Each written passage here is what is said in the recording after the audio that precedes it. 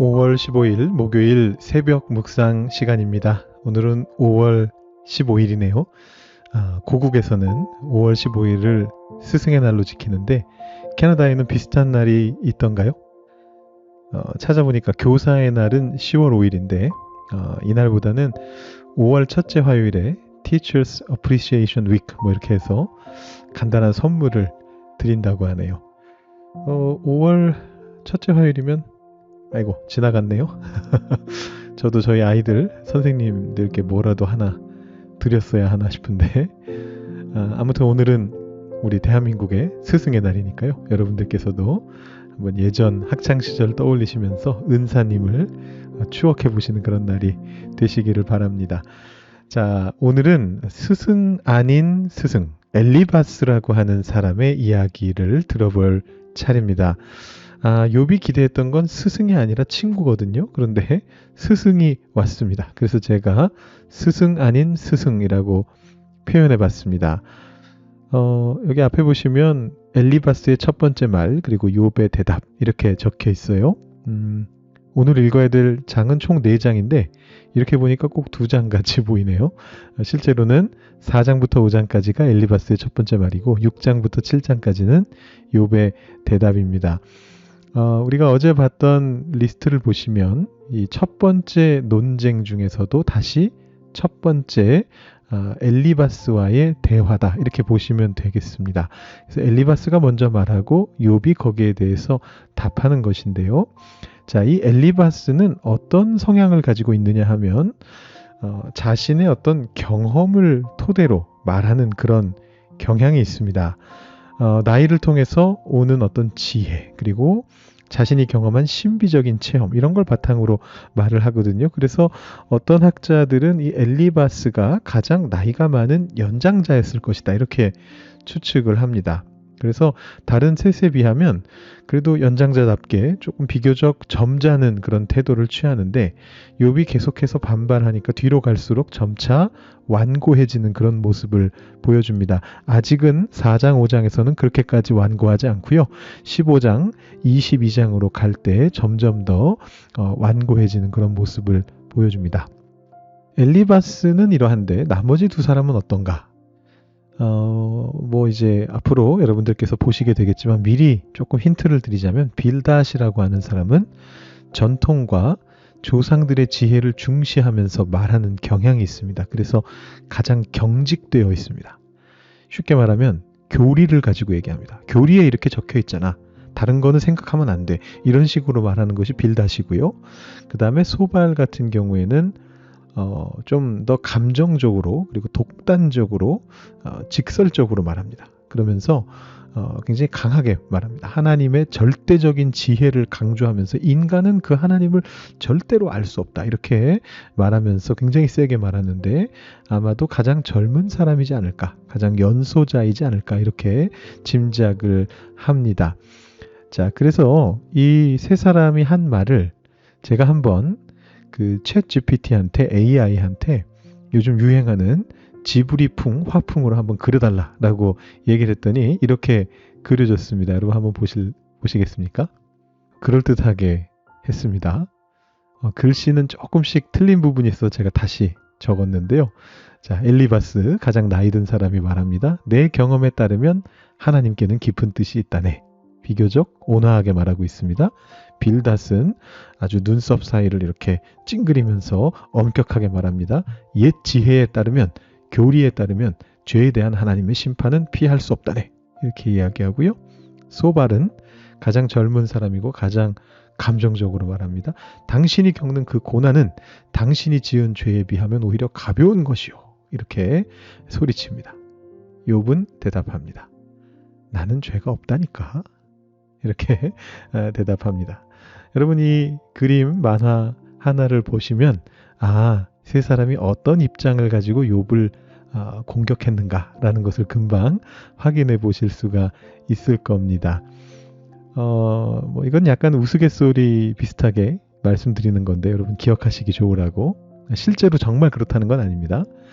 신학적으로 비유를 해보자면 엘리바스는 약간 순복음 계열에 가깝고요. 이 경험을 중요시하잖아요. 신비한 체험 이런 거를 중요시하거든요. 욥기 우리 오늘 읽는 통독 가이드의 통독 말씀의 4장을 보시면 이런 말씀이 나와요. 어떤 말씀이 내게 가만히 이루고 그 가느다란 소리가 내 귀에 들렸었나니 사람이 깊이 잠들 즈음 내가 그 밤에 본 환상으로 말미암아 생각이 번거로울 때에 두려움과 떨림이 내게 이르러서 모든 뼈마디가 흔들렸느니라. 그때의 영이 내 앞으로 지나며 내 몸에 털이 쭈뼛하였느니라. 그 영이 입을 열어 말하였다. 이렇게 이야기를 하는데요. 엘리바스는 약간 그런 순복음 영성 좀 가지고 있는 사람이다 라고 말해볼 수 있겠고요. 빌닷 같은 경우는 전통을 아주 중시하니까 성공회나 카톨릭에 가깝다 이렇게 볼 수 있습니다. 여러분들 이런 생각하실 수 있는데 우리 장로교가 가장 전통을 중시하지 않나 이렇게 생각하실 수 있는데요. 사실은 그 전통을 중시하는 종파는 성공회, 카톨릭, 루터교 이런 종파들입니다. 어제 우리 김종현 목사님께서 전통 예배와 구도자 예배의 어떤 차이점 말씀해 주셨는데 사실은 장로교보다 훨씬 더 그 전통을 다 지키려고 하는 교파들은 이쪽 교파들이 더 많고요. 소발이 오히려 장로교에 가깝습니다. 이렇게 감정적으로 소리치는 거는 장로교 스타일이 아니지만 하나님의 절대적인 주권 이걸 강조하는 인간은 아무것도 할 수 없습니다. 이렇게 말하는 것을 쪽이 이제 장로교 쪽이거든요. 그래서 이거는 다시 말씀드리지만 이렇게 정해져 있는 게 아니고 약간 우스갯소리로 말씀드리자면 엘리바스는 약간 순복음 영성이고 빌닷은 전통을 중시하는 성공회, 루터교, 카톨릭, 그 다음에 소발이 오히려 하나님의 절대 주권을 말하는 장로교와 비슷하게 말을 한다. 이렇게 한번 생각해 보시면 나중에 기억하실 때 조금 도움이 되실 것 같습니다. 자, 오늘 엘리바스의 첫 번째 말은 그나마 조금 부드럽게 전개가 되거든요. 여러분들께서 한번 보시고 욥의 대답은 어떠했는가? 그것은 제가 이제부터 묵상을 통해서 여러분들께 말씀드리도록 하겠습니다. 오늘 우리가 읽을 말씀 욥기 6장 21절부터 27절까지의 말씀입니다. 제가 먼저 말씀부터 봉독해 드립니다. 이제 너희는 아무것도 아니로구나. 너희가 두려운 일을 본즉 겁내는구나. 내가 언제 너희에게 무엇을 달라고 말했더냐? 나를 위하여 너희 재물을 선물로 달라고 하더냐? 내가 언제 말하기를 원수의 손에서 나를 구원하라 하더냐? 폭군의 손에서 나를 구원하라 하더냐? 내게 가르쳐서 나의 허물된 것을 깨닫게 하라. 내가 잠잠하리라. 옳은 말이 어찌 그리 고통스러운고? 너희의 책망은 무엇을 책망함이냐? 너희가 남의 말을 꾸짖을 생각을 하나 실망한 자의 말은 바람에 날아가느니라. 너희는 고아를 제비 뽑으며 너희 친구를 팔아 넘기는구나. 아멘. 여러분 친구 사이에도 여러 친구들이 있습니다. 대표적으로 어린 시절부터 함께 뛰어논 친구들이 있습니다. 속된 표현으로 제가 일부러 적어놓진 않았습니다만 속된 말이라서 속된 표현으로 소위 우랄 친구라고 하죠. 어린 시절부터 바지 안 입고 같이 뛰어놀 정도로 아주 어릴 때부터 같이 놀던 친구가 있고요. 학교에서 만난 학교 친구가 또 있고요. 나중에 사회에 나와서 회사라든가 이런 곳에서 만나게 된 사회 친구가 있고요. 또는 제가 이렇게 한번 써봤는데요. 친구인 듯 친구 아닌 친구 같은 친구 이렇게 적어봤는데 이 친구가 아니라고 말하기도 좀 애매하고 그렇다고 친구라고 말하기도 애매한 그런 또 사이가 있습니다. 아마 앞에서부터 뒤로 내려갈수록 점점 더 거리감이 좀 있는 친구다라고 말할 수 있을 것 같은데요. 이 친구 사이의 거리는 어느 정도가 되어야 할까요? 특히 이제 나이가 들면 들수록 사실 이것도 보면 어릴 때부터 점점 나이가 들면서 만나는 친구들이라고 볼 수가 있는데 나이가 들수록 친구 사이에도 어느 정도 거리를 둬야 된다 이렇게 말하시는 분들이 많습니다. 사실 틀린 말은 아니긴 합니다. 어떤 분들이 좀 안 좋은 일을 겪는 것처럼 보여지면 대부분 나이가 많으신 분들은 굳이 다가가서 도대체 뭐가 문제냐 왜 그러냐 이렇게 물어보기보다는 잠시 시간을 두고 그 사람이 스스로 알아서 일어날 수 있게 좀 기다려주고 이런 경우들이 굉장히 많이 있습니다. 그런데 그게 틀렸다는 말씀은 아니고요. 그러나 그럼에도 불구하고 그 거리를 좁혀가야 할 때가 있습니다. 특히나 정말로 힘들고 고통받는 일을 경험하고 있을 때, 아무리 성인이고 아무리 나이를 많이 먹었다 할지라도 정말로 혼자 버텨내기 힘들 만큼 고통받고 있을 때는 친구라면 그에게 다가가 줘야 됩니다. 얼마나 다가가야 됩니까? 끝까지 다가가 줘야 되는 것입니다. 자, 욥이 기대한 친구는 이 거리를 충분하게 좁혀서 욥의 편에 완전히 서주는 그런 사람이었습니다. 오늘 말씀 14절 말씀 보시면 낙심한 자가 비록 전능자를 경외하기를 저버릴지라도 그의 친구로부터 동정을 받느니라, 이렇게 이야기합니다. 우리 상식으로는 뒤집어져야 될 것 같은데, 친구는 나를 버려도 하나님은 나를 버리지 않아, 이렇게 말해야 될 것 같은데 욥은 거꾸로 말합니다. 전능자 경외하기를 저버릴지라도 그러나 친구라면 내 편에 서 있어야지, 친구인데 라고 그렇게 말을 합니다. 반면에 새 친구들이 보여준 친구는 거리를 두는 친구예요. 15절 말씀에 이렇게 적혀 있습니다. 내 형제들은 개울과 같이 변덕스럽고 그들은 개울의 물살같이 지나가누나.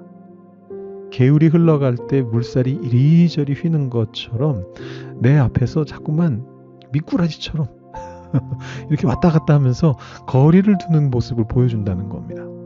대체 어떻게 거리를 뒀길래 욥이 이렇게 새 친구들을 묘사하고 있는 걸까요? 이렇게 이어서 묘사가 되고 있습니다. 21절을 보시면 이제 너희는 아무것도 아니로구나. 너희가 두려운 일을 본즉 겁내는구나, 이렇게 말합니다. 두려운 일을 보고 겁을 냈다라는 건 무슨 말이냐 하면 욥이 받고 있는 재앙의 모습을 보면서 욥의 그 고난이 나한테 올까봐 겁냈다는 뜻입니다. 너무 가까이 다가가면, 욥에게 친구로서 너무 가까이 다가가면 자기 자신도 그 재앙의 구렁텅이 속에 발을 들이게 되지 않을까라고 겁내면서 거리감을 두었다는 겁니다. 한 발 뒤로 뺐다라는 뜻입니다. 욥은 그게 너무 아팠던 겁니다. 친구인데 쓰러져 있는 자신을 끌어안아주지 않고 뭐가 묻을까봐 뒤로 한 발 물러나는 모습을 보면서 욥이 아파했습니다. 더 나아가서는 무엇을 해달라는 게 전혀 아닌데 그냥 편만 들어달라는 얘기인데 걱정부터 했습니다. 22절 23절에 어떻게 되어 있느냐면 내가 언제 너희에게 무엇을 달라고 말했더냐, 나를 위하여 너희 재물을 선물로 달라고 하더냐, 내가 언제 말하기를 원수의 손에서 나를 구원하라 하더냐, 폭군의 손에서 나를 구원하라 하더냐, 이렇게 이야기하는데요. 뭐 폭군 앞에서 싸워서 나를 구해달라 그런 뜻 아니다. 너희가 가진 것들을 다 나한테 선물로 달라. 내가 지금 가난해졌으니 나를 다시 부자가 되게끔 너희들이 나에게 돈을 달라. 그런 얘기가 아니다라고 얘기합니다. 욥은 그런 생각이 조금도 없는데 이 친구들은 그런 걱정을 했던 것 같습니다. 그리고 더 나아가서 아주 중요한 건데요. 24절에서 26절까지 이런 말이 나옵니다. 내게 가르쳐서 나의 허물된 것을 깨닫게 하라. 내가 잠잠하리라. 옳은 말이 어찌 그리 고통스러운고 너희의 책망은 무엇을 책망함이냐. 너희가 남의 말을 꾸짖을 생각을 하나 실망한 자의 말은 바람에 날아가느니라. 옳은 말인데, 분명히 옳은 말인데 고통스럽게 했습니다. 그래서 욥은 어떻게 생각했느냐 하면 너희의 책망은 무엇을 책망함이냐? 죄를 책망하고 있느냐? 아니면 사람을 책망하고 있느냐? 옳은 말로 책망하는 거 참 좋은데 그것이 잘못됐다 말하는 것은 참 좋은데 그렇게 해서 뭘 하려고 하는 거냐? 뭘 원하는 거냐? 나를 계속해서 바닥에 처박아 두려고 하는 것이냐? 라고 말하고 있는 것입니다. 그러면서 그것은 친구를 팔아넘기는 것과 마찬가지다 라고 27절에서 욥이 이야기하고 있습니다. 우리가 굉장히 조심해야 될 부분이죠. 이건 옳은 말이니까 당신은 무조건 들어야 된다. 그것은 친구 관계가 아닙니다. 친구란 그 사람이 어떻게든 다시 일어설 수 있게끔 그 과정을 거쳐가게 해주는 사람이 바로 친구입니다. 욥의 새 친구들은 그렇게 하지 않고 거리를 두었던 겁니다. 겁을 내서 한 발 물러서고 뭘 해달라고 할까봐 걱정하고 옳은 말이기라는 이유로 친구의 마음을 후벼파면서 책망했습니다. 근데 이와 정반대의 친구 개념이 신약에 등장하고 있습니다. 요한복음 15장 말씀인데요.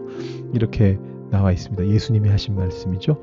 사람이 친구를 위하여 자기 목숨을 버리면 이보다 더 큰 사랑이 없나니 너희는 내가 명하는 대로 행하면 곧 나의 친구라. 예수님이 하셨던 바로 그 일입니다. 그죠? 십자가 위에서 목숨을 버리셨습니다. 친구를 위해서. 두려운 일을 보고 겁을 내면서 자신은 그렇게 되지 않으려고 의도적으로 앞에 있는 친구를 더 책망하며 나아가던 욥의 친구들과 그와 정반대로 친구를 위해서 목숨까지 버리는 사랑으로 나아가는 예수님. 누가 진정한 친구일까요? 어제 말씀은 위로란 무엇인가 라는 제목이었고요. 오늘 말씀은 친구란 무엇인가 라는 제목입니다. 오늘 스승의 날이라 은사에 대해서 한번 생각해 보시라고 했는데요.